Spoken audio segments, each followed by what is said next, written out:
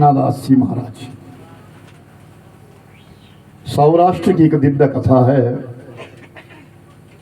कहा जाता है कि लोभ से भक्ति का विनाश हो जाता है।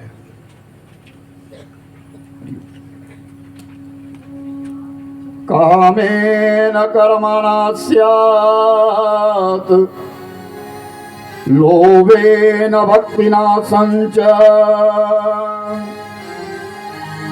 क्रोधेन ज्ञाननाशनम्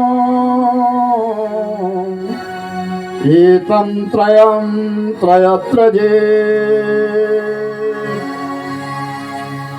वैष्णव भक्त है, ठाकुर जी को बहुत प्रेम करते हैं, गृहस्थी है लेकिन नाम मात्र के हैं, अपना सर्वस्व परमात्मा को मानते हैं। नाम है श्री जमुनादास जी। एक दिन भोर की बेला है, प्रभात का समय है।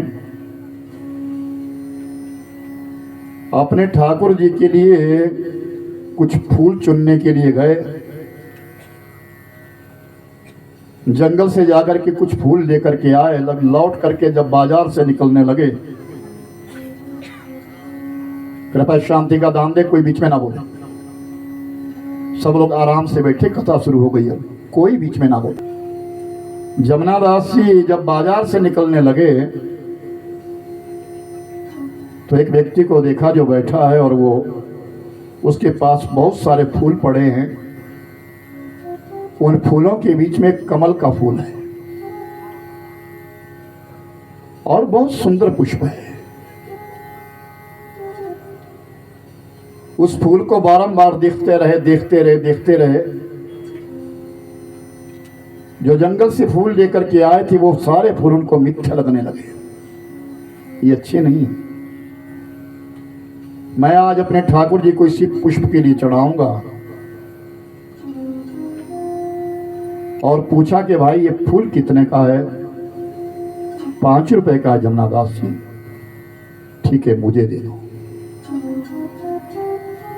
इतने में एक कामी व्यक्ति, एक मुगल आया और उस मुगल की नजर जब उस पुष्प पर पड़ी, कहा रुको, ये फूल मुझे चाहिए। ये तो दे दिया महाराज मैंने 5 रुपए में, मैं 10 रुपए देता हूं तुम्हारे लिए। ध्यान से सुनना सभी लोग, आप कथा में बैठे हैं, इन कथाओं का महत्व तो क्या है।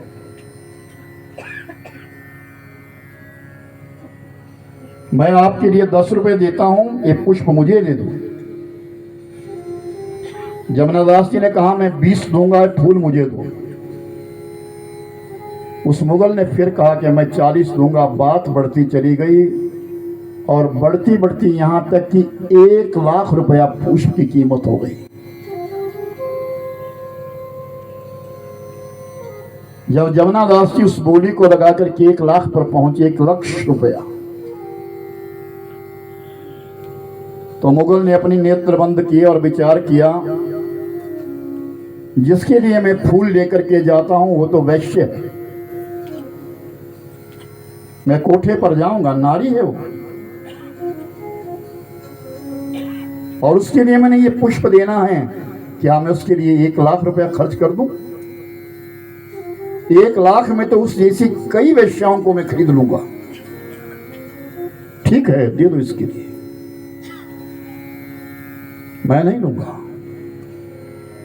और जमुनादास जी ने फूल ले लिया, प्रार्थना करी, भाई सुन, अभी मेरे पास इस समय तो पैसे नहीं है, पर मैं बहुत ज्योति तुझे पैसे लेकर के आऊंगा। वो माली जमुनादास जी को जानते थे। जमुनादास चले गए और जाकर के वो पुष्प अपने ठाकुर जी के ऊपर रखा। और जैसे ठाकुर जी के मुकुट था, मुकुट के ऊपर जब पुष्प रखा, तुरंत ऊपर से मुकुट गिर गया। पुष्प खड़ा है, आकाशवाणी हुई, जमुनादास तेरा चढ़ाया हुआ ये पुष्प, इसके आगे ये मुकुट कुछ भी नहीं है, कुछ भी नहीं है। तू धन्य है। इतना सुनना था। जमुना दास जी उठे, चरणों में प्रणाम किया, अपनी जमीन जायदाद के सारे कागज लिए और उन सबको बाजार में ले गए, साहूकार के पास जमा कर दिए। मेरे को 1 लाख रुपया था। साहूकार ने कुछ पूछा नहीं, 1 लाख रुपया दे दिया। अपना सर्वस्व बेच करके जमुना दास उस रुपए को लेकर के गए और जब उस माली के घर पहुंचे, उससे कहा, लो भाई, मैंने तुम्हारे पुष्प की कीमत 1 लाख रुपए तुमने कही थी, तुम्हारे लिए देता हूं। उस माली ने कहा, जमुना दास, आज रात्रि में मुझे सपना आया है, मेरे भक्त मुकुटमणि हैं, जो तूने 1 लाख रुपए का जो पुष्प बेचा है उसका भार इतना ऊंचा है कि मैं मुकुट सहन नहीं कर रहा हूं। जमुना दास, मुझे 1 लाख नहीं, मेरे पुष्प की कीमत 5 रुपए हैं, मुझे 5 रुपए दे दो, मुझे कुछ नहीं देना।